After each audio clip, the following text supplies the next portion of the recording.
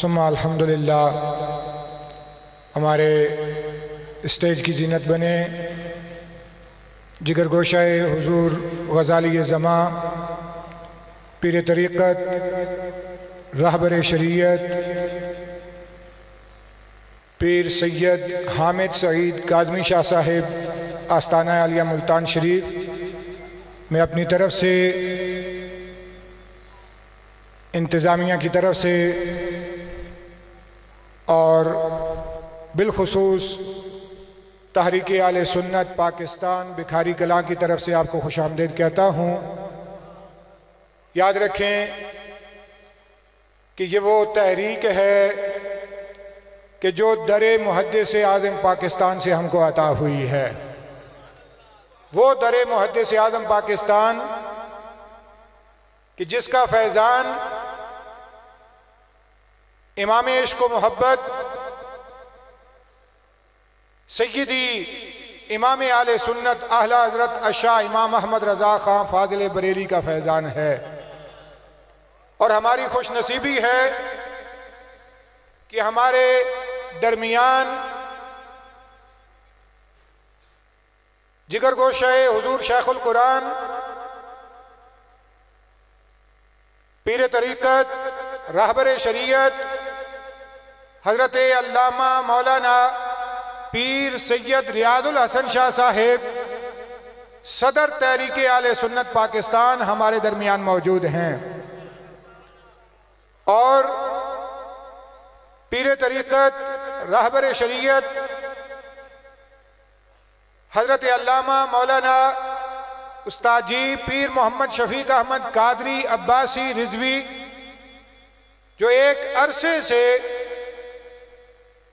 حضور محدث اعظم پاکستان کا پیغام اور اعلیٰ حضرت الشاہ امام احمد رضا خان فاضل بریلی کا پیغام ہم تک پہنچا رہے ہیں، اور انہوں نے اپنا سب کچھ سرکار مدینہ علیہ السلام کی راہ میں پیش کر دیا ہے، اور ایک عرصے سے یہ باطل کے سامنے سیسا پلائی دیوار کی طرح کھڑے ہیں، اور کیوں نہ ہو کہ یہ فیضان ہے بریلی شریف کا، آپ خلیفہ مجاز آستانہ عالیہ بریلی شریف ہیں، اور یہ فیضان ہے حضور محدث اعظم پاکستان کا کہ جس فیضان کا حصہ اللہ رب العزت نے ہمیں دنوں سے نہیں، مہینوں سے نہیں، چند سالوں سے نہیں، بلکہ ایک نصف صدی سے زائد عرصہ ہو گیا ہے کہ حضور محدث اعظم پاکستان کا فیضان بکھاری کلاں میں عام ہو رہا ہے۔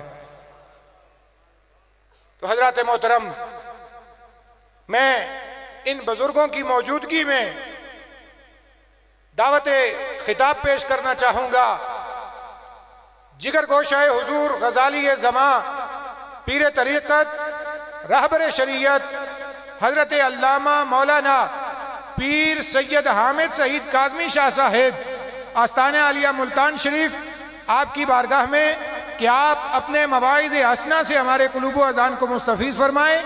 آپ کی آمد سے قبل زوردار نعرہ، نعرہ تکبیر، نعرہ رسالت، نعرہ تحقیق، نعرہ حیدری، نعرہ غوثیہ، جشن میلاد مصطفیٰ، ہر صحابی نبی،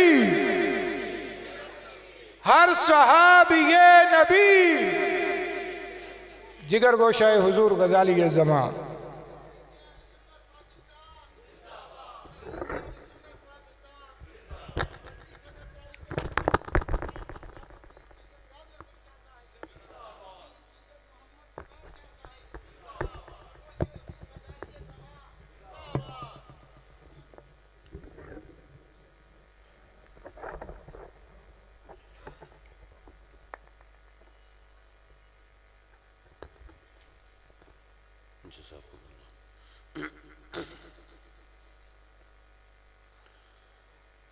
نحمده ونستعينه ونستغفره ونؤمن به ونتوكل عليه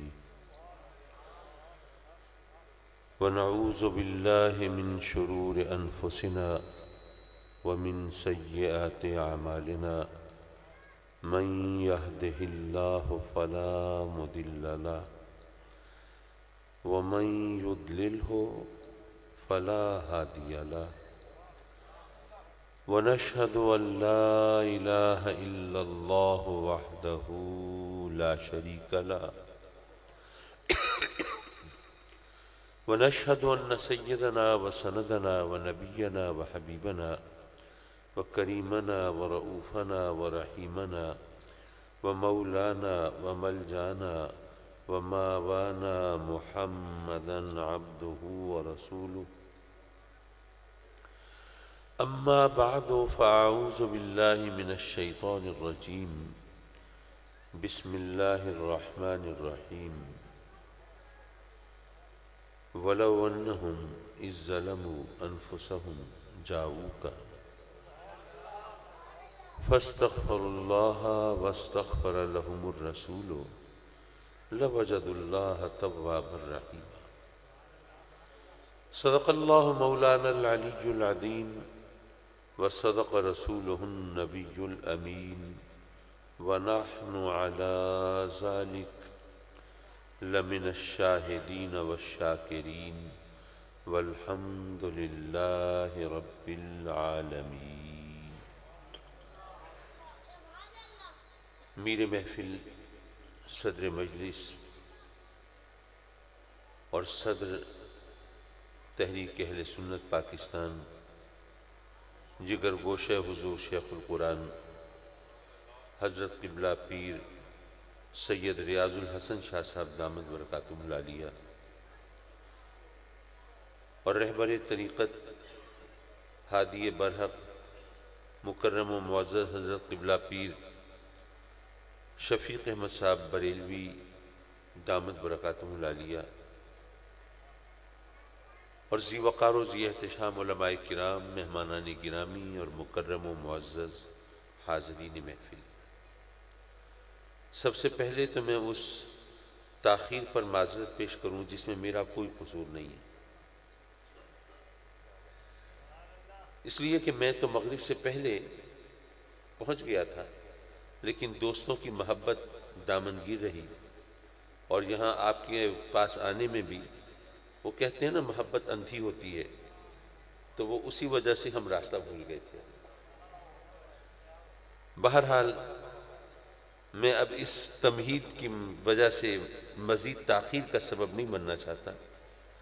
ماہ ربیع الاول ہے، آقائے دو جہاں سرور کائنات نور مجسم صلی اللہ علیہ وآلہ وبارک وسلم کی ولادت باسعادت کا جشن ہے، اور یہ ہماری سعادتوں کی معراج ہے اور خوش بختی کی علامت ہے کہ رب کائنات نے ہمیں ایسی محفلیں سجانے اور اس کی رونق بڑھانے کی سعادت بخشی ہے۔ حضرات مکرم، جب میرے آقا کریم اس دنیائے آب و گل میں اور جہان رنگ و بو میں جلوہ فگن ہوئے تو اس وقت جو یہاں کا ماحول تھا ذرا وہ بھی نظر میں رکھیے۔ ہر طرف کفر و شرک کی تاریکیاں ہیں، انسان اشرف المخلوق ہونے کے باوجود اپنے شرف اور فضیلت کو فراموش کر چکا ہے۔ اشرف المخلوقات وہ پتھروں کی پوجا میں لگا ہے، جانوروں کو سجدے کر رہا ہے، درختوں کی پرستش میں ہے، چاند سورج کو اپنا معبود مانتا ہے۔ وہ انسان، اس کو اپنی عزت و وقار کا کوئی لحاظ نہیں ہے، بے حیائی کا دور دورہ ہے، قتل و غارت گری لوگوں کا شیوا ہے، ہتھیار ان کا زیور ہے، سروں کی فصل کاٹ دینا قابل فخر ہے، لوگوں کا مقصد حیات انتقام ہے، لوگ زندہ ہیں تو بدلہ لینے کی خاطر۔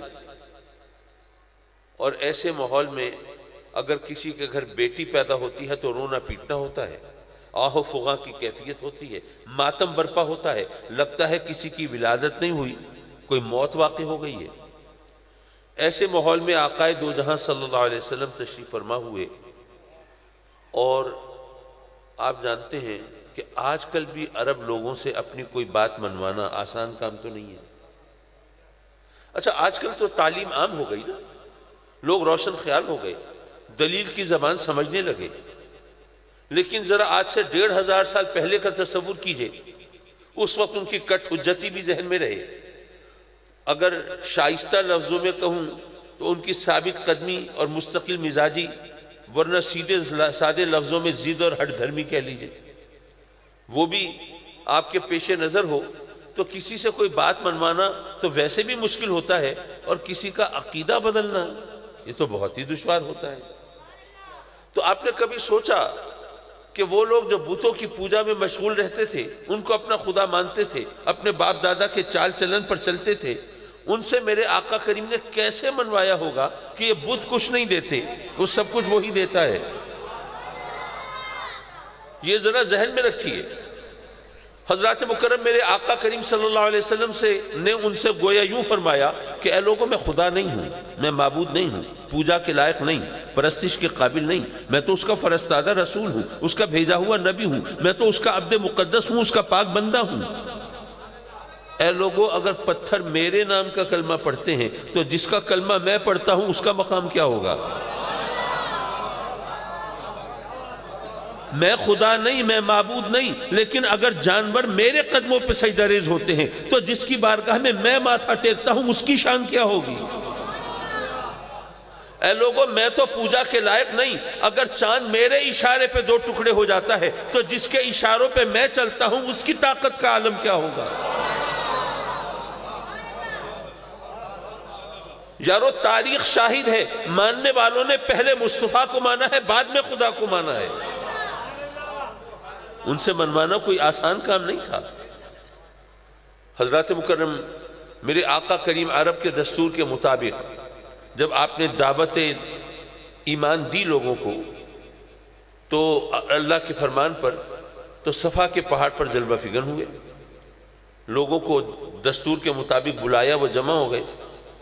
فرمایا کہ اگر میں تمہیں خبر دوں کہ پہاڑ کے دوسری طرف ایک لشکر ہے تم پر حملہ کرنے کے لیے تیار، مانو گے میری بات؟ سب نے کہا کہ آپ صادق ہیں، دروغ گوئی آپ کا شیوا نہیں، کذب بیانی آپ کی عادت نہیں، جھوٹ کو آپ کے ہونٹوں سے نسبت نہیں، ضرور مانیں گے آپ کی بات۔ تو پھر میرے آقا کریم نے فرمایا کہ اے لوگوں، تو میں تمہیں بتاؤں کہ پتھر اور لکڑی کے تراشے ہوئے صنم جنہیں تم خدا سمجھتے ہو یہ بے حقیقت ہے، ان کی کوئی حیثیت نہیں، وہ وحدہ لا شریک ہے جس نے مجھے نبی بنا کے بھیجا ہے۔ حضرات مکرم یہاں پر کئی باتیں سمجھنے کی ہیں۔ پہلی بات تو یہ ہے کہ جب چونکہ ہم مسجد میں بیٹھے ہیں اور یہاں خود اذان ہونی ہے تو اس لیے کسی دوسری اذان پر خاموش ہونا کوئی لازمی اور ضروری نہیں ہے، تو اگر آپ مجھے اجازت دیں تو میں اپنی گفتگو جاری رکھوں۔ بہت شکریہ۔ دیکھیے، اللہ تبارک و تعالیٰ نے اپنے بندوں کی ہدایت کے لیے انبیاء کرام علیہم السلام کو بھیجا۔ اچھا، ضمناً ایک بات ہے وہ بھی کہتا چلوں۔ حضرت میرے ساتھ ایک مسئلہ یہ ہے، کوئی بات میرے ذہن میں آئے تو میں وہیں کہہ دیتا ہوں، پھر پتہ نہیں بعد میں کہنے کا موقع ملے نہ ملے۔ رب کائنات نے اپنے بندوں کی ہدایت کے لیے انبیاء کرام علیہم السلام کو مبعوث فرمایا۔ اگر وہ چاہتا تو ہر ایک کو ڈائریکٹ ہدایت بھی دے سکتا تھا، اس کو کوئی فنڈز کا پرابلم تو نہیں تھا، کوئی مین پاور کی کمی بھی نہیں تھی، کوئی اور مشکل بھی درپیش نہیں تھی، کن فیکون، وہاں کیا مسئلہ تھا؟ ایک عام آدمی کی سوچ یہ بنتی ہے کہ اگر وہ سب کو ڈائریکٹ ہدایت دے دیتا تو بہت اچھا تھا، یہ فتوے بازی نہ ہوتی، مناظرے نہ ہوتے، مباہلے نہ ہوتے، اختلافات نہ ہوتے، جھگڑے نہ ہوتے، یہ دنیا کتنے سکون سے سیدھے راستے پر چلتی رہتی ہے۔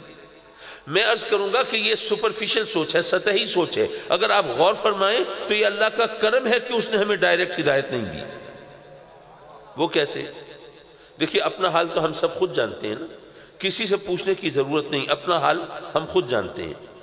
جو اللہ کے احکام ہیں جن کے بارے میں ہمیں پتہ ہے کہ کوئی شک شبہ نہیں، یہ اللہ کا حکم ہے اور بہت اہم ہے، ضروری ہے، اس کو کیا ہم لازماً سب لوگ مان لیتے ہیں؟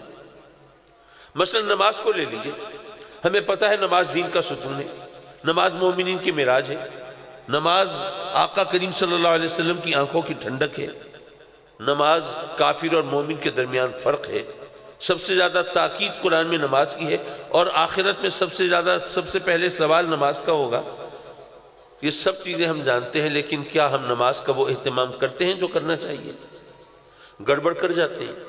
اچھا، ابھی تو ہمیں احکام ملتے ہیں انبیاء کے ذریعے، ہم کوئی کوتاہی کر بھی جائیں تو چلیے معافی تلافی ہو جاتی ہے، کوئی بخشش کی صورت بن جاتی ہے، لیکن اگر اللہ کے احکام ڈائریکٹ ہمیں مل رہے ہوتے اور کسی حکم کو سن کر ہمیں لگتا کہ یہ حکم اگر مان لیا تو اس میں تو ہمارا یہ نقصان ہے، ہمیں یہ مسئلہ ہے، یہ حکم اگر مان لیا ہمیں مال کا 40واں حصہ دینا پڑ جائے گا، پائی جوڑی ہے، پیسہ جمع کیا ہے، ایک معقول رقم جمع ہوئی ہے، اب سوچتے ہیں بچی کی ڈولی اٹھانی ہے، بیٹوں کو دکان کھلوانی ہے اور اپنے مکان کی مرمت کرانی ہے، 1000 ضرورتیں منہ پھاڑے کھڑی ہیں، اب اگر یہ 40واں حصہ دے دیا تو پھر تو ہمارا بڑا نقصان ہو جائے گا، چلو کوئی ڈنڈی مارو، کوئی چکر چلاؤ اور یہ اس حکم کو چھپا لو۔ ایسا کرتے رہے ہیں لوگ پہلے۔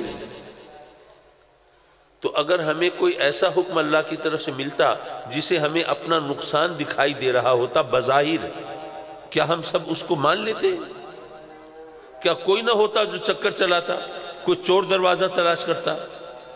بھئی ابھی تو احکام ملے انبیاء کے ذریعے، چلیے بخشش کی صورت بن گئی، لیکن اللہ کی طرف سے ڈائریکٹ وہی آتی اور پھر ہم گڑبڑ کرتے، پھر کوئی بخشش کی صورت ہوتی؟ یقیناً نہیں، پھر تو لازماً سزا ملتی، اور وہ سزا بھی ایسے کڑی ہوتی جو ہم سوچ بھی نہیں سکتے۔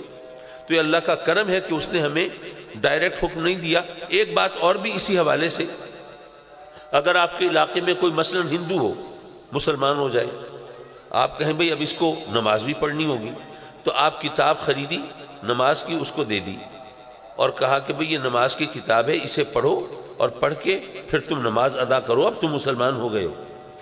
تو کیا وہ ہندو کیا کتاب پڑھ کے، صرف کتاب پڑھ کے کیا صحیح طرح نماز ادا کرنے پر قادر ہو جائے گا؟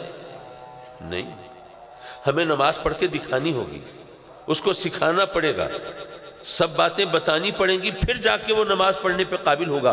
یارو ذرا سوچو، صرف نماز ہم ادا نہیں کر سکتے جب تک عملی نمونہ ہمارے سامنے نہ ہو، تو ساری زندگی اسلام کی تعلیمات کے سانچے میں ڈھل کے کیسے گزار سکتے ہیں جب تک عملی نمونہ سامنے نہ ہو؟ اس لیے رب کائنات نے ہمیں ہدایت دی تو انبیاء کے ذریعے عطا فرمائی۔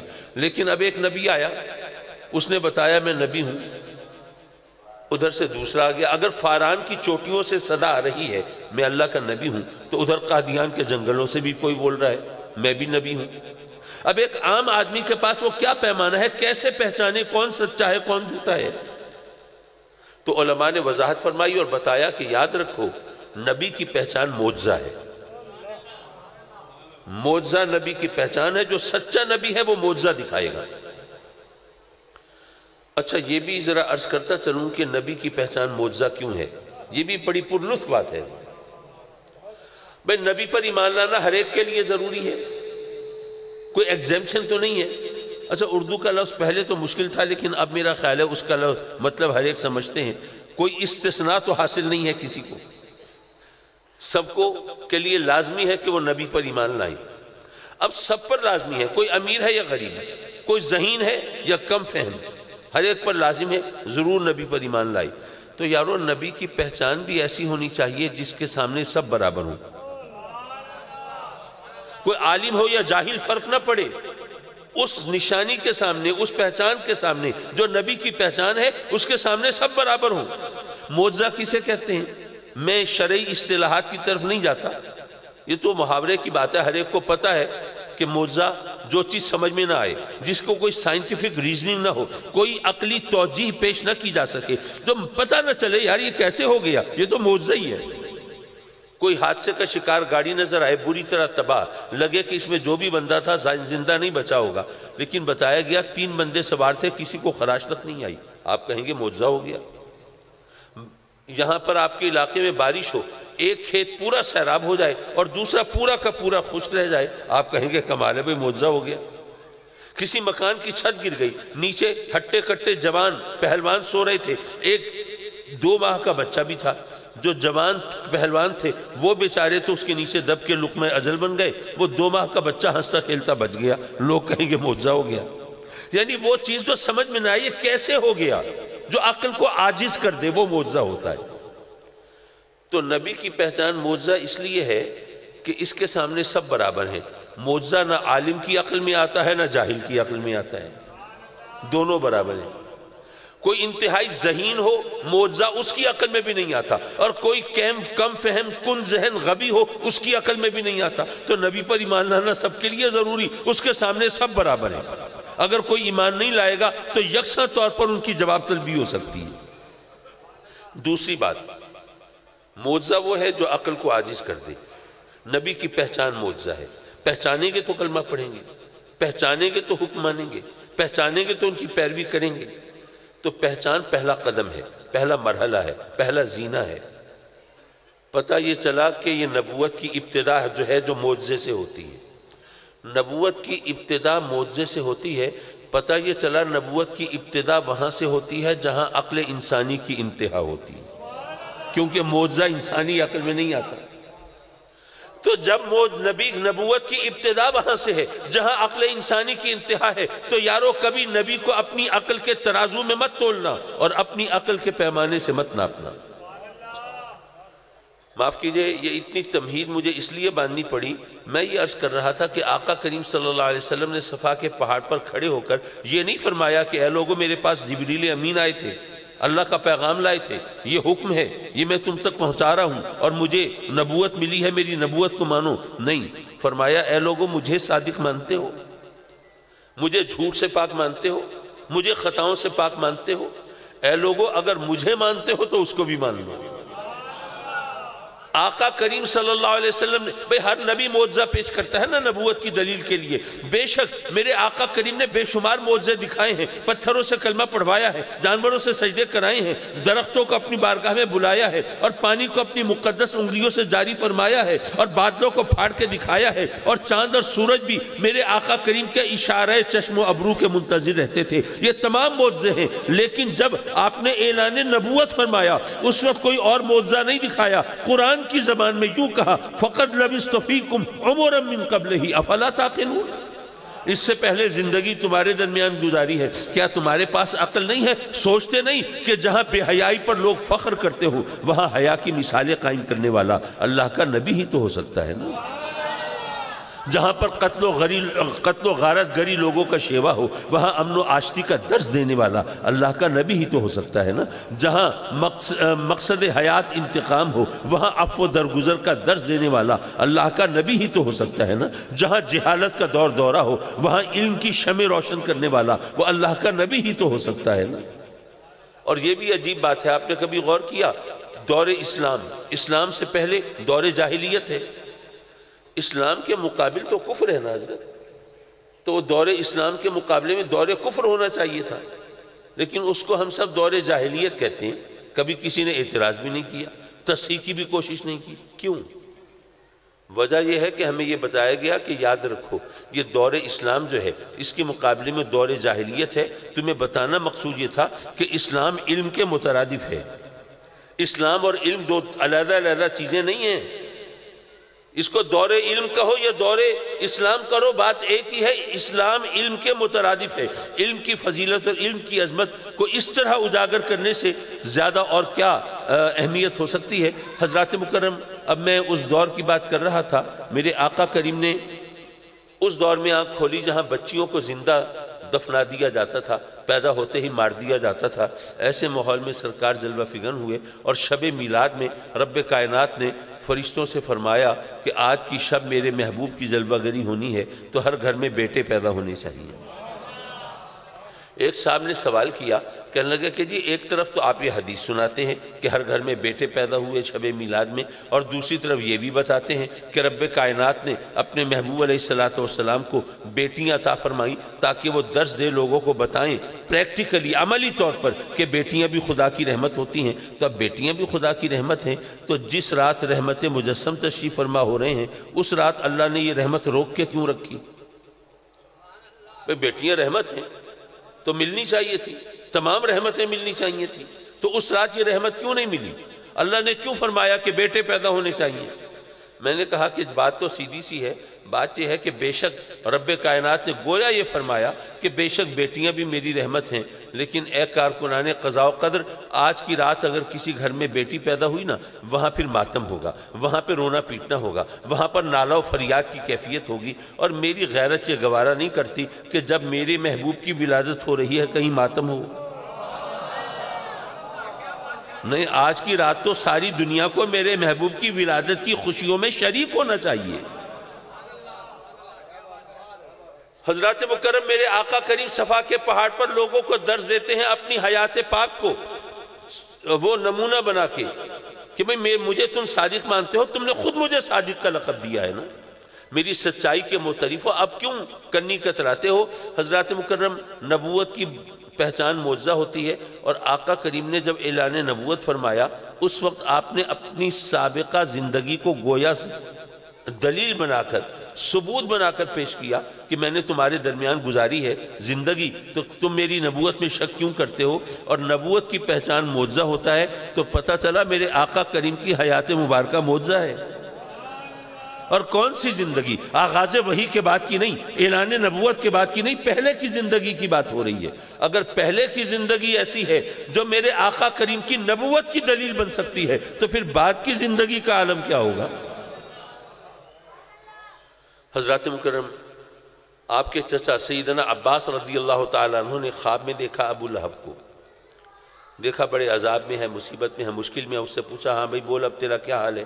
اس نے کہا ویسے تو جو دیکھ رہے ہو وہی کیفیت ہے۔ اچھا آپ دیکھ رہے ہوں گے کہ میں ذرا تھوڑا سا تیز بولنے کی کوشش کر رہا ہوں، میں ذرا تھوڑے وقت میں زیادہ بات پہنچانا چاہتا ہوں، کیونکہ وہ مصطفیٰ زیدی کا شعر ہے کہ اسی لیے تو کسی سے خفا نہیں ہوتے کہ ہم سے اپنے ہی وعدے وفا نہیں ہوتے۔ اب آپ کی خدمت میں حاضری میں تاخیر ہوئی، ادھر آگے بھی لوگ کچھ آنکھیں بچھائے بیٹھے ہیں، اور ذرا اور وقت گزرا تو پھر آنکھیں دکھانے لگیں گے۔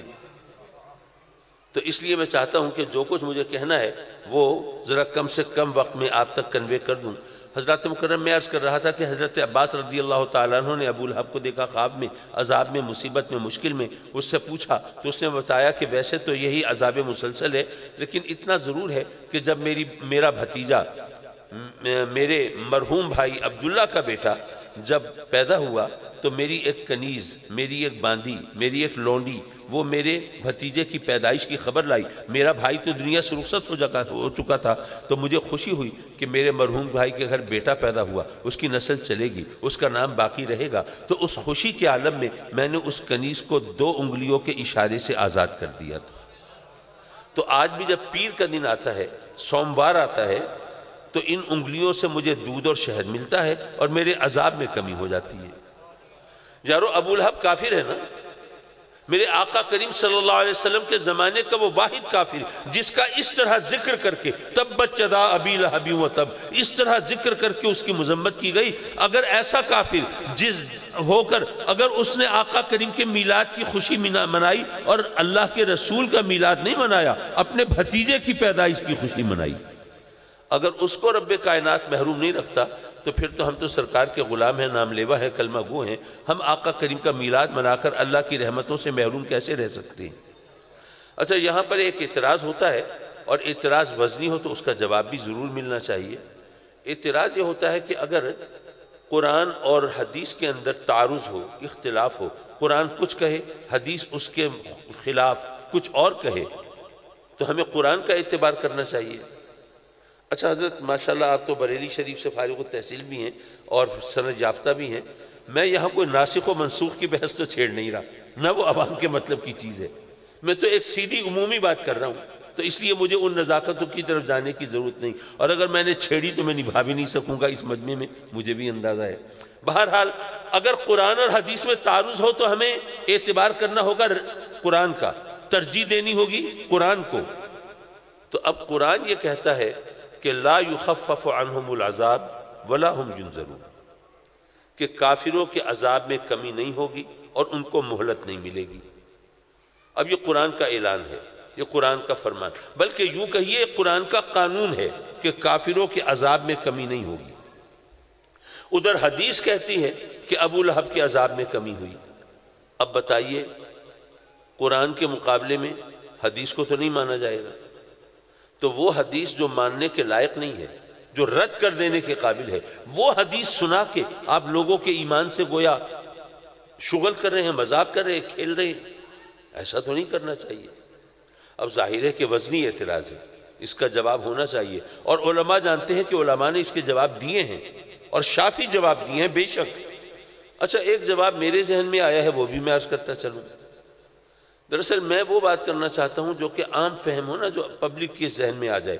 علماء ماشاءاللہ اپنے مقام اور مرتبے کے مطابق کلام کرتے ہیں، مجھے ذرا اپنی اوقات کا لحاظ رکھنا پڑتا ہے. بے شک ہمارا ایمان ہے، اور ظاہر قرآن کو نہیں مانیں گے تو ہم مومن ہو ہی نہیں سکتے. قرآن کا فرمان تو ماننا ہی ہے، لا یخفف عنہم العذاب، کافروں کے عذاب میں کمی نہیں ہوگی. آمنا وصدقنا. لیکن سوال یہ ہے کہ کون سے عذاب میں کمی نہیں ہوگی؟ عذاب قبر میں کمی نہیں ہوگی یا عذاب آخرت میں؟ اچھا، یہ ہمیں اپنے قیاس و گمان سے کام لینے کی ضرورت نہیں، اپنی ٹانگ اڑانے کی ضرورت نہیں، اپنی عقل کے گھوڑے دوڑانے کی حاجت نہیں. یہ خود قرآن سے پوچھئے، وہ بتائے گا. اور کہیں اور مت جاؤ، اسی مقام پہ پوچھو. آیت کو ذرا شروع سے پڑھو. خالدین فیہا لا یخفف عنہم العذاب ولا ہم ینظرون. خالدین فیہا، وہ اس میں ہمیشہ رہیں گے اور ان کے عذاب میں کمی نہیں ہوگی. پتہ یہ چلا کافروں کے اس عذاب میں کمی نہیں ہوگی جس میں وہ ہمیشہ رہیں گے. اور اتنا تو ہر ایک کو پتہ ہے کہ ہمیشہ عذاب قبر میں تو کوئی بھی نہیں رہے گا. بھئی قیامت کا جب دن ہوگا، محشر برپا ہوگا، ہمیں قبروں سے اٹھایا جائے گا نا، اور نامہ اعمال تھمایا جائے گا نا. تو جب ہم قبر میں ہمیشہ نہیں رہیں گے تو عذاب قبر میں ہمیشہ کیسے رہ سکتے ہیں؟ تو کوئی بھی عذاب قبر میں ہمیشہ نہیں رہے گا. لیکن قرآن یہ کہہ رہا ہے کہ کافروں کے عذاب میں کمی نہیں ہوگی، وہ تو اس میں ہمیشہ رہیں گے. یعنی اس عذاب کا ذکر ہے جس میں وہ ہمیشہ رہیں گے، اور وہ عذاب قبر نہیں ہے، وہ عذاب آخرت ہے. اور بات یہاں ختم نہیں ہوتی، اور آگے چلیے. وَلَا هُمْ يُنظَرُونَ، اور ان کو مہلت بھی نہیں ملے گی. عذاب قبر کے بعد تو مہلت ملے گی. جب ہم اٹھائے جائیں گے قبروں سے تو کیا ہوگا؟ ہمیں نامہ اعمال دیا جائے گا. اچھا، یہاں پر ایک نصیحت کی بات ہے، وہ بھی کرتا چلوں. آپ کو پتہ ہے نا کہ نامہ اعمال جو دیا جائے گا کسی کے سیدھے ہاتھ میں، کسی کے الٹے ہاتھ میں. اور جس کے سیدھے ہاتھ میں دیا جائے گا یہ اس کے لیے نوید ہوگی، خوشخبری، اللہ کی رحمت کی، بخشش کی، مغفرت کی، جنت کی. اور جس کے الٹے ہاتھ میں دیا جائے گا یہ اس کے لیے وعید ہوگی، بدخبری ہوگی، اللہ کے قہر کی، غضب کی، عذاب کی اور جہنم کی. یہ خوف کا مقام ہے. آپ کو یہ بھی معلوم ہے کہ کوئی کام کرنا ہو، کوئی چیز لینی ہو، دینی ہو، اس کے لیے سیدھا ہاتھ استعمال کرنا سنت طریقہ ہے. پتہ ہے نا آپ کو؟ اچھا، اگر آقا کریم صلی اللہ علیہ وسلم کی سنتوں پر ہم عمل کرنے کے عادی ہوں تو کیا ممکن، کیا پتہ شاید ایسا ہو جائے. میں امکانی بات کر رہا ہوں، صرف کوئی فتویٰ نہیں دے رہا کہ ایسا ہوگا. میں ایک امکانی بات کر رہا ہوں. ممکن ہے ایسا ہو جائے کہ فرشتے آئیں نا نامہ اعمال دینے، تو ہماری عادت ہو سرکار کی سنت کے مطابق ہم عادتاً سیدھا ہاتھ بڑھا دیں اور فرشتے سیدھے ہی ہاتھ میں نامہ اعمال پکڑا دیں، اور گویا آقا کریم کی ایک سنت پر عمل کے صدقے میں بخشش کا سامان ہو جائے. کیا پتہ شاید ایسا ہو جائے. پھر جواب طلبی ہوگی، ایکسپلینیشن کال ہوگی، پوچھا جائے گا ہاں بھائی بتا، تو نے یہ جرم کیوں کیا، یہ گناہ کیوں کیا، رب کی نافرمانی کیوں کی، حکم دولی کیوں کی.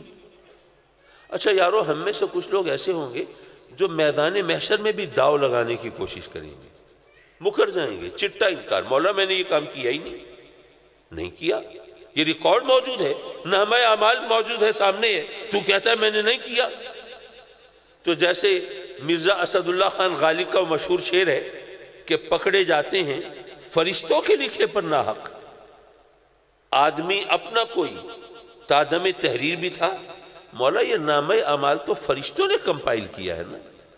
جب وہ نامہ اعمال میں ہمارے اعمال درج کر رہے تھے تو ہمارا کوئی بندہ تھا نگرانی کے لیے. فرشتے کوئی گڑبڑ تو نہیں کر رہے، کوئی ڈنڈی تو نہیں مار رہے، کوئی چکر تو نہیں چلا رہے.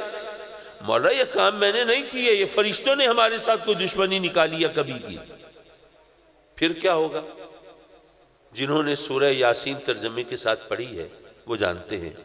الیوم نختم علی افواہہم، وہ دن وہ ہوگا جب ہمارے منہوں پر مہریں لگا دی جائیں گی اور ہمارے جسم کے اعضاء کو زبان ملے گی، ہاتھ گواہی دیں گے، مولا نامہ اعمال میں سچ لکھا ہے، یہ ظلم، یہ جرم، یہ گناہ اس نے ہمارے ذریعے سے کیا تھا۔ ٹانگیں گواہی دیں گی، مولا ہمارے ذریعے تو چل کے گیا تھا یہ گناہ کرنے۔ آنکھیں گواہی دیں گی، مولا ہم سے بھی مدد لی تھی، اور فحاشی، عریانی، بے حیائی کے مناظر تو دیکھا ہی ہمارے ذریعے سے کرتا تھا۔ یارو سوچو کیسا کڑا وقت ہوگا، کیسی سخت آزمائش ہوگی۔ اپنے ہاتھ پاؤں اپنے خلاف گواہی دے رہے ہوں گے۔ یہاں دنیا میں ارباب اقتدار کے خلاف پہلے تو کوئی گواہی دینے کے لیے تیار ہوتا نہیں، اگر کوئی ہو جائے تو اس کو لالچ یا خوف سے چپ کرا دیا جاتا ہے، یا کوئی اور داؤ نہ چلے تو ہمیشہ کے لیے زبان بندی کے احکام صادر ہو جاتے ہیں۔ ہوتا ہے شب و روز تماشا میرے آگے، لیکن کبھی موقع ملے تو ان کو بتانا کہ یہاں تو تم ان ہتھ کنڈوں سے اپنے خلاف گواہوں کو چپ کرا دیتے ہو اور کیس کو ختم کرا دیتے ہو، لیکن وہاں کیا کرو گے جہاں اپنے ہاتھ پاؤں اپنے خلاف گواہی دے رہے ہوں گے۔ اچھا، یہاں ایک ذوق کی بات بھی کرتا کہ چلوں، دیکھیے تھوڑی دیر کے لیے اپنے دل کو مفتی بنا دیجئے، باقی مفتیوں سے معذرت کر لیجئے، اور اپنے دل کے مفتی سے اتنا پوچھئے کہ جب بروز حشر یہ ہاتھ پاؤں ہمارے اعضاء ہمارے خلاف گواہی دے رہے ہوں گے، اگر اس وقت یہ ان انگوٹھوں نے یہ گواہی دی کہ مولا جب تیرے محبوب کا نام آتا تھا یہ چوم کے ہمیں آنکھوں سے لگا لیتا تھا، تو اس گواہی کا فائدہ ہوگا یا نقصان ہوگا؟ حضرات مکرم معاف کیجئے، بات چلی اور کہیں جا نکلی۔ میں یہ عرض کر رہا تھا کہ میدان محشر میں جب ہم قبروں سے اٹھائے جائیں گے تو ہمیں نامہ اعمال دیا جائے گا اور صفائی کا موقع ہوگا۔ ظاہر ہے ملزم کو صفائی کا موقع دیے بغیر سزا سنانا یہ تو انصاف کے تقاضوں کے خلاف ہے نا، تو قبر سے اٹھائے جائیں گے پھر صفائی کا موقع ملے گا، لیکن قرآن کہتا ہے کہ کافروں کو کہ اس عذاب میں کمی نہیں ہوگی جس کے بعد ان کو مہلت نہیں ملے گی، اور وہ عذاب قبر نہیں ہے، وہ عذاب آخرت ہے۔ عذاب قبر کے بعد تو مہلت ملے گی۔ تو حضرات مکرم یہ کھل کے سامنے آ گئی بات، کافروں کے کون سے عذاب میں کمی نہیں ہوگی جس میں وہ ہمیشہ رہیں گے، وہ عذاب قبر نہیں، عذاب آخرت ہے۔ کافروں کے کون سے عذاب میں کمی نہیں ہوگی جس کے بعد مہلت نہیں ملے گی، اور وہ عذاب قبر نہیں، وہ عذاب آخرت ہے۔ پتہ یہ چلا کہ قرآن یہ کہہ رہا ہے کہ کافروں کے عذاب آخرت میں کمی نہیں ہوگی، اور حدیث یہ کہہ رہی ہے کہ ابو لہب کے عذاب قبر میں کمی ہوئی۔ یہاں قرآن و حدیث میں تعارض کہاں ہے، اختلاف کہاں ہے؟ اچھا، یہاں ایک سوال رہ گیا، وہ یہ کہ بتائیے جی ابو لہب کے عذاب آخرت میں کمی ہوگی یا نہیں ہوگی؟ تو میں عرض کروں گا یاد رکھیے ابو لہب کے عذاب آخرت میں کمی نہیں ہوگی۔ کیوں نہیں ہوگی؟ بھئی پہلی بات تو قرآن کا قانون ہے، جب قرآن نے کہہ دیا کہ کافروں کے عذاب آخرت میں کمی نہیں ہوگی تو بات ختم ہو گئی۔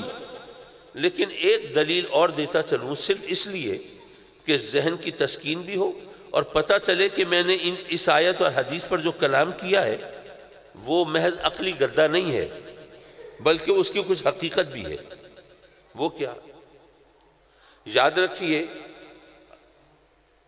حضرت یہ گفتگو آپ نے وہاں بھی پتہ نہیں سماعت فرمائی یا نہیں، سوال ہو رہا تھا کہ ابو لہب کے عذاب قبر میں کمی ہوئی تو یہ قرآن کے خلاف ہے، تو میں نے ثابت کیا کہ قرآن کہہ رہا ہے کہ کافروں کے عذاب آخرت میں کمی نہیں ہوگی، اور ابو لہب کے تو عذاب قبر میں کمی ہوئی، تو یہ تعارض اور اختلاف نہیں ہے۔ اب سوال یہ رہ گیا ہے کہ ابو لہب کے عذاب آخرت میں کمی ہوگی یا نہیں ہوگی، تو میں نے عرض کیا کہ اس کے عذاب آخرت میں کمی نہیں ہوگی۔ کیوں؟ اس کی پہلی وجہ تو قرآن کی آیت ہے، قرآن کا قانون ہے، جب قرآن نے کہہ دیا بات ختم ہو گئی۔ لیکن دوسری دلیل یہ ہے کہ ابو لہب کے عذاب آخرت میں کمی نہیں ہوگی، وجہ یہ ہے کہ ابو لہب کے عذاب میں کمی ہوتی ہے سوموار کے دن، اور جب قیامت برپا ہو جائے گی تو پھر پیر کا دن تو نہیں آئے گا۔ بھئی گردشیں لیل و نہار رک جائے گی، رات دن کا تغیر و تبدل ختم ہو جائے گا، یہ جمعرات جمعہ ہفتہ اتوار پیر کا چکر نہیں ہوگا۔ ارے جب قیامت کے بعد پیر کا دن آئے گا نہیں تو ابو لہب کے عذاب میں کمی بھی نہیں ہوگی، تو قرآن کا فرمان برحق کافروں کے عذاب آخرت میں کمی نہیں ہوگی۔ حضرات مکرم جب گھڑی دیکھی تو پتہ چلا کہ آدھے گھنٹے سے اوپر ہو گیا تمہید باندھتے ہوئے۔ میرا خیال ہے میں نے جو آیہ کریمہ تلاوت کی اس کے حوالے سے میں آپ کی خدمت میں چند گزارشات پیش کروں اور پھر آپ سے دعائیں لے کے اور پھر آپ کے حق میں دعائیں دے کے، دعا تو ہر ایک کو کرنی چاہیے۔ حضرت کیا پتا اس کی بارگاہ میں کس کی دعا قبول ہو جائے۔ ممکن ہے جس کو ہم لوگ متقی پارسا نہ جانے کیا کچھ سمجھ رہے ہوں، وہ کچھ بھی نہ ہو اس کی بارگاہ میں، اور جس کو کچھ نہ سمجھ رہے ہوں وہ بہت کچھ ہو اس کی بارگاہ میں۔ اس لیے ہم سب کو ایک دوسرے کے حق میں دعائیں کرتے رہنا چاہیے۔ وَلَوْ أَنَّهُمْ إِذْ ظَلَمُوا أَنفُسَهُمْ جَاءُوكَ، اور اگر وہ اپنی جانوں پر ظلم کر بیٹھے۔ ظلم کر بیٹھے کیا مطلب؟ کیا وہ خودکشی کرنے کی کوشش کریں، کو ماتم کر رہے ہوں، زنجیر سے نہیں کر رہے ہوں، پیٹ رہے ہوں اپنے آپ کو؟ کیا مطلب ہے یارو؟ قرآن کے انداز بیان میں بعض اوقات وہ چیزیں وضاحت سے کہہ دی جاتی ہیں جو کہ بعض اوقات بڑے بڑے مضامین میں پوری طرح نہیں سما پاتی۔ رب کائنات نے فرمایا کہ اے میرے بندو، اگر تم میری بارگاہ میں سجدہ ریز ہوتے ہو تو مجھ پر کوئی احسان نہیں کرتے، میری شان میں کوئی اضافہ بھی نہیں ہوتا، اور اگر یہ تمام کائنات مجھے ماننے سے انکار کر دے، سجدہ کرنے سے باغی ہو جائے تو میری شان میں کوئی کمی نہیں ہوتی۔ تم اگر سجدے کرتے ہو، عبادت و ریاضت کرتے ہو، میرے احکام پہ چلتے ہو، حلال و حرام کا خیال رکھتے ہو تو اپنے ساتھ بھلائی کرتے ہو، اور اگر تم میری نافرمانی کرتے ہو، حکم عدولی کرتے ہو تو اپنے ساتھ برائی کرتے ہو، اپنے پاؤں پہ کلہاڑی مارتے ہو، میرا کیا بگاڑتے ہو؟ تو اگر تم نے میری نافرمانی کی، حکم عدولی کی، اگر گناہوں کا ارتکاب کیا تو میرا کچھ نہیں بگاڑا، اپنی جان پہ ظلم کیا ہے۔ تم نے اپنا ٹھکانہ جہنم میں بنانے کی کوشش کی ہے، تم نے میری نافرمانی کر کے میرا غضب اور میرے عذاب کو تم نے دعوت دی ہے۔ اس لیے ان لوگوں کے لیے رب کائنات اعلان کر رہا ہے کہ اگر گناہ کر بیٹھے، رب کی نافرمانی کر بیٹھے، یعنی اپنی جانوں پر ظلم کر بیٹھے تو کیا کریں؟ رب کائنات نے فرمایا کہ اے محبوب جاؤ کا، وہ تیری بارگاہ میں حاضر ہو جائیں۔ مولا یہ عجیب بات ہے، مجرم تو تیرے ہیں نا، شریعت تیری تھی، ہم نے اس کو پامال کیا، حکم تیرا تھا، ہم نے اس سے انکار کیا، فرمان تیرے تھے، ہم نے روگردانی کی، تو مولا مجرم تو تیرے ہیں، تو مولا تو اپنی بارگاہ میں بلا، لیکن تو فرماتا ہے میرے محبوب کی بارگاہ میں جاؤ۔ حضرات مکرم رب کائنات نے گویا ہی فرمایا کہ اے میرے بندو، اگر میں یہ کہوں کہ ہاں بھائی میرے احکام سے بغاوت کرنے والوں، گناہ گاروں، میری بارگاہ میں آؤ، میں تمہیں معاف کر دوں گا، تو پھر تو ہر مجرم معافی کو اپنا حق سمجھ کے آتا۔ صحیح میں اللہ کی بارگاہ میں حاضر ہوتا، مولا میں کر بیٹھا گناہ، اب کر معاف مجھے، تیرا تو وعدہ ہے نا، جو تیری بارگاہ میں آئے گا اس کو معافی مل جائے گی۔ لیکن آپ کو پتہ ہے کہ معافی مجرم کا حق نہیں ہوتی، وہ تو معاف کرنے والے کی مرضی ہوتی ہے۔ تو اس نے فرمایا کہ میری مرضی یہ ہے کہ معافی اس کو ملے گی جو میرے محبوب کا دامن پکڑ کے آئے گا۔ مولا یہ تیرا فرمان ہے، ظاہر ہے اب تیری بارگاہ میں کسی کو دم مارنے کی مجال نہیں، تو تیرا فرمان سر آنکھوں پر، مولا ایسا ہی کریں گے۔ لیکن پھر تو نے فرمایا فاستغفروا اللہ، اور پھر اللہ سے مغفرت طلب کرو۔ مولا اگر معافی ملنی تھی تجھ سے معافی، تیرے محبوب کی بارگاہ میں حاضری سے، تو وہاں حاضر ہو گئے، اب معافی مل جانی چاہیے تھی۔ اب تو نے پخ لگا دی تجھ سے توبہ کریں، اگر تجھی سے توبہ کرنی تھی، استغفار کرنا تھا تو پھر اپنی بارگاہ میں بلایا ہوتا۔ اس کا بھی بڑا سیدھا سا جواب ہے، بھئی دیکھیے آپ کی بستی ہے، آپ کا علاقہ ہے، تو آپ کے یہاں پہ کوئی بستی کا وڈیرا ہو، کوئی بزرگ ہو، اور کوئی نوجوان اس کی شان میں گستاخی کر بیٹھے، آپ بستی والے چند لوگ اس کو پکڑ کے لے جائیں بزرگ کی خدمت میں کہ جی یہ اس سے نادانی ہو گئی، اس سے بے وقوفی ہو گئی، آپ کی شان میں گستاخی کر بیٹھا، لیکن آپ بڑے ہیں، آپ بزرگ ہیں، آپ شفیق ہیں، آپ مہربان ہیں، آپ کرم فرمائیں، آپ اس کو معاف کر دیں۔ وہ وڈیرا کہے کہ ٹھیک ہے، آپ سب لوگ اس کے سفارشی بن کے آئے ہیں، مجھے معاف کر دینا چاہیے، لیکن یہ معافی مانگے تو صحیح، یہ تو ویسے ہی اکڑا کھڑا ہے، اس کی آنکھوں میں تو شرمندگی نہیں ہے، یہ تو معافی طلب ہی نہیں کر رہا۔ بھئی معافی مانگے تو میں آپ کی سفارش پر اس کو معاف کر دوں۔ تو اللہ فرماتا ہے معافی تو اسی کو ملے گی جو میرے محبوب کا دامن پکڑ کے آئے گا، لیکن وہ اپنی غلطی کو تسلیم تو کرے نا، اپنے جرم کو مانے تو صحیح، اقرار تو کرے، معافی کا خواستگار ہو تو صحیح۔ وَاسْتَغْفَرَ لَهُمُ الرَّسُولُ، اور پھر اگر میرا محبوب بھی اس کی سفارش کر دے، میرا محبوب بھی اس کے لیے استغفار طلب کر لے، میری بارگاہ میں عرض کر دے کہ مولا تو اس کو معاف کر دے، اگر وہ بھی تمہارے لیے بخشش طلب کر لے، پھر کیا ہوگا؟ لَوَجَدُ اللَّهَ، پھر وہ اللہ کو پالیں گے۔ مولا یہ سارا چکر تجھے پانے کے لیے، تو مولا تو ہماری شہرک سے زیادہ قریب ہے، وَنَحْنُ أَقْرَبُ إِلَيْهِ مِنْ حَبْلِ الْوَرِيدِ، جو شہرک سے زیادہ قریب ہو اسے پانے کے لیے چکر چلانے کی کیا ضرورت ہے؟ اور یہاں تو ہم نے محاورے بھی بنائے ہوئے ہیں، بچہ بغل میں ڈھنڈورا شہر میں۔ مولا تو شہرک سے زیادہ قریب، تو تجھے پانے کے لیے کسی کے پاس جانے کی کیا ضرورت ہے؟ رب کائنات نے گویا یہ فرمایا، اے میرے بندو، تم اپنی جانوں پر ظلم کر کے آئے ہو نا، تم گناہ کر کے آئے ہو نا، تم میری نافرمانی کر کے آئے ہو نا، تم مجرم ہو نا، اور مجرم اگر میری بارگاہ میں ایسے آئے گا تو پھر میں عادل ہوں نا، میں عدل فرماؤں گا، اور جب عدل ہوگا تو میں قہار و جبار بھی ہوں، پھر تمہیں میرے قہر و جبر کا سامنا کرنا پڑے گا۔ لیکن چونکہ میری رحمت میری باقی صفات پر حاوی ہے، اس لیے تمہیں راستہ دکھا رہا ہوں کہ اگر تم نے مجھے قہار و جبار پانا ہے تو ٹھیک ہے، چلے آؤ، لیکن اگر تم چاہتے ہو جیسے اگر کوئی مجرم عدالت میں پہنچ جائے تو اس کو سزا مل جائے گی، لیکن اگر وہ چاہتا ہے کہ اس کو سزا سے بچنے کا کوئی موقع ملے تو پھر ایسے نہیں جائے گا، کوئی اچھا قابل وکیل کر کے جائے گا۔ تو رب کائنات نے خود بتایا کہ پھر اگر تم میرے قہر سے، غضب سے، عذاب سے بچنا چاہو تو کیا کرو؟ پھر میرے محبوب کا دامن پکڑ کے آؤ۔ اگر دامن پکڑ کے آؤ گے پھر کیا ہوگا؟ لَوَجَدُ اللَّهَ تَوَّابًا رَحِيمًا، ارے محبوب کا دامن پکڑ کے آؤ گے، مجھے پاؤ گے، اور کس حال میں پاؤ گے؟ تم مجھے تواب پاؤ گے، مجھے رحیم پاؤ گے، میں تمہاری توبہ کو قبول فرما لوں گا اور تم پر اپنی رحمت نازل فرماؤں گا۔ تم نے اگر مجھے تواب و رحیم پانا ہے تو میرے محبوب کا دامن پکڑ کے آنا ہے، اور اگر مجھے قہار و جبار پانا ہے تو ویسے ہی منہ اٹھا کے چلے آنا۔ ذرا ایک حدیث کی روشنی میں اس پر ذرا تھوڑا سا اور نظر ڈال لیں۔ میرے آقا کریم صلی اللہ علیہ وسلم جلوہ فگن ہے مسجد نبوی میں، اور آقا کریم کے ایک غلام، ایک صحابی حاضر خدمت ہوتے ہیں، عرض کرتے ہیں سرکار مجھ سے بڑی خطا ہوئی، بڑا میں نے اپنے اوپر ظلم کیا، آقا جان بوجھ کر روزہ توڑ ڈالا، اب اس کے قہر سے بچنے کا راستہ بتا دیجئے اور اس کے غضب سے بچنے کی کوئی سبیل دکھا دیجئے۔ میرے آقا کریم فرماتے ہیں کفارہ ادا کرو۔ عرض کی سرکار کفارے کی صورت کیا ہے؟ فرمایا 60 روزے مسلسل رکھو۔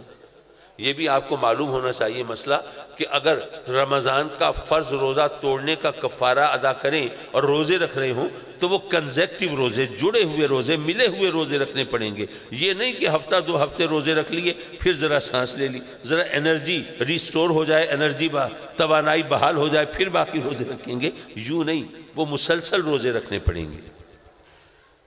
وہ صحابی عرض کرتے ہیں آقا میں نے تو ایک روزہ وہ گھبرا کے توڑ دیا، پورا نہیں کر پایا، 60 روزے وہ بھی مسلسل، سرکار یہ تو میرے بس میں نہیں۔ فرمایا اچھا پھر 60 مسکینوں کو کھانا کھلاؤ۔ عرض کی سرکار خود غریب مسکین ہوں، گھر میں 2 وقت چولہا جلتا نہیں، اپنے بچوں کا پیٹ پالنا مشکل، آپ فرماتے ہیں 60 مسکینوں کو کھانا کھلاؤں، میری تو اتنی اوقات نہیں ہے سرکار۔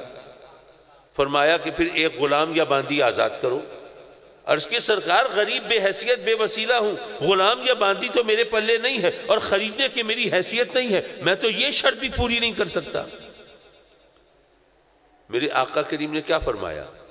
کیا یہ فرمایا کہ دیکھو بھئی میں تو سیدھا سادہ ایک پیغامبر ہوں نا، اللہ کا پیغام پہنچانا میرا کام ہے، تو میں نے تم تک پیغام پہنچا دیا، کفارے کی 3 صورتیں اللہ نے بتائی تھی وہ میں نے تمہیں بتا دی، اگر تم عمل نہیں کر سکتے تو ٹھیک ہے بھگتو، پھر میں کیا کروں؟ سرکار نے یہ نہیں فرمایا، کیوں؟ کسی مفتی نے نہیں دکھایا، مولوی نے نہیں دکھایا، کسی پیر فقیر نے بھی نہیں دکھایا، یہ رب کائنات نے دکھایا ہے۔ ایک طرف یہ گناہگاروں کو، خطاکاروں کو یہ راستہ دکھایا ہے، اور ادھر محبوب کو فرمایا ہے وَأَمَّا السَّائِلَ فَلَا تَنْهَرْ، اے محبوب یہ منگتے آ رہے ہیں، یہ فریادی آ رہے ہیں، یہ سوالی آ رہے ہیں، یہ بھکاری آ رہے ہیں، جھولیاں پھیلائے ہوئے، دستے سوال دراز کیے ہوئے، اے محبوب ان کی خطاؤں کو مت دیکھنا، ان کی لغزشوں کو مت دیکھنا، ان کے نامہ اعمال کی سیاہی کو مت دیکھنا، اے محبوب ان کی خالی جھولیوں کو دیکھنا، ان کے پھیلے ہوئے ہاتھوں کو دیکھنا، ان کے ہونٹوں پر سوال کو دیکھنا، ان کی آنکھوں میں طلب کو دیکھنا، اور اے محبوب ذرا اپنی شان رحمت کو بھی دیکھنا۔ انا آتینا کل کوثر، خیر کثیر تو آپ کو عطا فرما دی ہے، دونوں جہانوں کی بھلائی تو آپ کے دامن میں رکھ دی ہے۔ وما ارسلناک الا رحمت للعالمین، بے شک رحمان و رحیم میری ذات ہے، لیکن اپنی رحمت کو تمام جہانوں کے لیے میں نے تیرے پیکر میں ڈھال دیا ہے اور تیری صورت میں مجسم کر دیا ہے۔ تو اے محبوب اگر یہ تیرے در سے خالی لوٹیں گے پھر کہاں سے پائیں گے؟ تو آقا کریم نے ان صحابی کو مایوس نہیں لوٹایا بلکہ فرمایا بیٹھ جاؤ، انتظار کرنے کو کہا۔ وہ صحابی بیٹھ گئے، اتنے میں ایک اور صحابی حاضر خدمت ہوئے، کھجوروں کا ٹوکرا سر پہ رکھے ہوئے، آقا کریم کی خدمت میں وہ ہدیہ، وہ تحفہ، وہ نذرانہ پیش کیا۔ سرکار نے وہ ہدیہ قبول فرمایا اور وہ پہلے صحابی جو روزہ توڑ کے آئے بیٹھے ہیں ان کو طلب فرمایا کہ ایسا کرو، یہ کھجوریں ہیں، یہ لے جاؤ، مدینے کے غریبوں مسکینوں میں تقسیم کر دو، تمہاری طرف سے کفارہ ادا ہو گیا۔ وہ صحابی کھجوروں کا ٹوکرا سر پہ رکھ کے 2 قدم چلتے ہیں، پھر ٹھٹکتے ہیں، رکتے ہیں، پلٹتے ہیں اور آقا کریم کی بارگاہ میں عرض کرتے ہیں آقا آپ فرماتے ہیں یہ کھجوریں مدینے کے غریبوں مسکینوں میں تقسیم کر دوں تو میرا کفارہ ادا ہو جائے گا، لیکن سرکار جو مدینے کا سب سے غریب ہے، سب سے مسکین و لاچار ہے، وہ تو یہ مجرم آپ کی بارگاہ میں حاضر ہے، یہ خطاکار آپ کے روبرو موجود ہے۔ میرے آقا کریم تبسم فرماتے ہیں، مسجد نبوی کے در و دیوار روشن ہو جاتے ہیں۔ آقا کریم فرماتے ہیں کھجوریں لے جا، اپنے بیوی بچوں کو کھلا دے، خود کھا لے، تیرا کفارہ ادا ہو گیا۔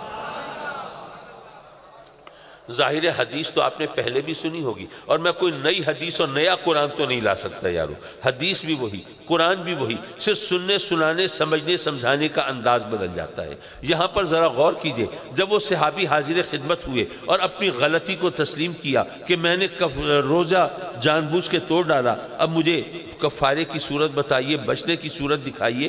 اب آقا کریم نے تینوں صورتیں کفارے کی بیان کی، صحابی نے تینوں سے معذرت کر لی۔ تو آقا کریم یہ بھی تو فرما سکتے تھے کہ بھئی دیکھ 60 روزے تو نہیں رکھ سکتا، 60 مسکینوں کو کھانا تو نہیں کھلا سکتا، غلام یا باندی آزاد تو نہیں کر سکتا، اور تیری خوش نصیب آ گیا ہے میری بارگاہ میں، اب تیرا مسئلہ تو حل کرنا ہے، مشکل تو آسان کرنی ہے، چل پھر ایسا کر اللہ سے توبہ کر اور میں بھی تیری سفارش کرتا ہوں، تیرا مسئلہ حل ہو جائے گا۔ قرآن نے یہی کہا ہے نا، فَاسْتَغْفَرُوا اللَّهَ وَاسْتَغْفَرَ لَهُمُ الرَّسُولُ لَوَجَدُوا اللَّهَ تَوَّابًا رَحِيمًا۔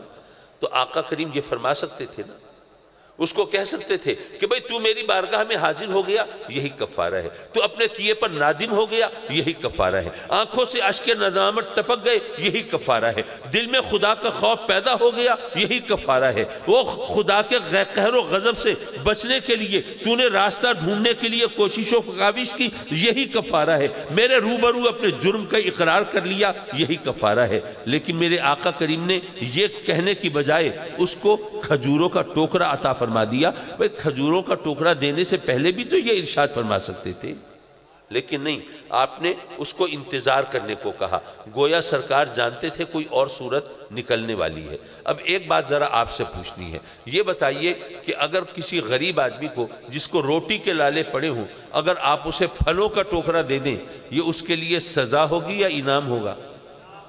انعام ہوگا۔ اور ذرا یہ بھی بتا دیجئے کہ مجرم کو سزا دی جاتی ہے یا انعام دیا جاتا ہے؟ مجرم کو سزا دی جاتی ہے۔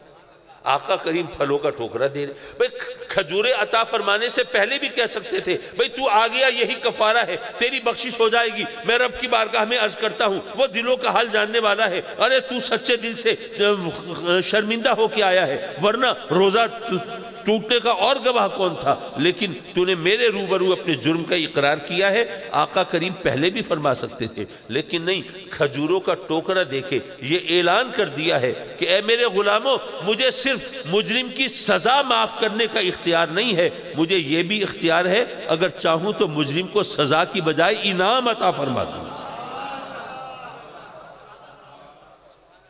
حضرات مکرم، اب میرا خیال ہے کہ صرف ایک نصیحت کر کے آپ سے اجازت چاہ لوں۔ دراصل ہم لوگ تقریروں پہ واہ کے ڈونگرے تو برسا لیتے ہیں، لیکن نصیحتیں سننا سنانا یہ ہمیں بڑا دوبھر لگتا ہے۔ لیکن میں چاہتا ہوں کہ ہم اپنے ساتھ کوئی پیغام بھی لے کے جائیں نا، یہاں سے کان جھاڑ کے نہ اٹھ کھڑے ہوں، باہر جائیں اور کوئی پوچھے ہاں جی وہ حامی سید کاظمی آئے تھے ملتان سے، تقریر کی کیسی کی؟ آپ نے کہا جی تقریر تو اچھی تھی۔ اچھا اچھی تقریر تھی، کیا کہا انہوں نے؟ جی یہ تو یاد نہیں کیا کہا، لیکن تقریر اچھی تھی۔ ایسا ہی ہوتا ہے۔ تو کوئی نصیحت پلے باندھ کے لے جائیں تو کم از کم وہی یاد رہے گی۔ دیکھیے آج کل تو عالم یہ ہے، کسی کو نصیحت کریں تو یہ الٹا اپنے پاؤں پہ کلہاڑی مارنے والی بات لگتی ہے۔ کسی کو کہے نا یار خدا کا خوف کرو، حرام چھوڑ دو، حلال پہ گزارا کرو، برائی چھوڑ دو، نیکی کی راہ اختیار کرو، تو جواباً تقریر سننے کو ملتی ہے جی آپ کو بڑا شوق ہے نصیحتیں کرنے کا، چلیے کر لیجئے شوق پورا۔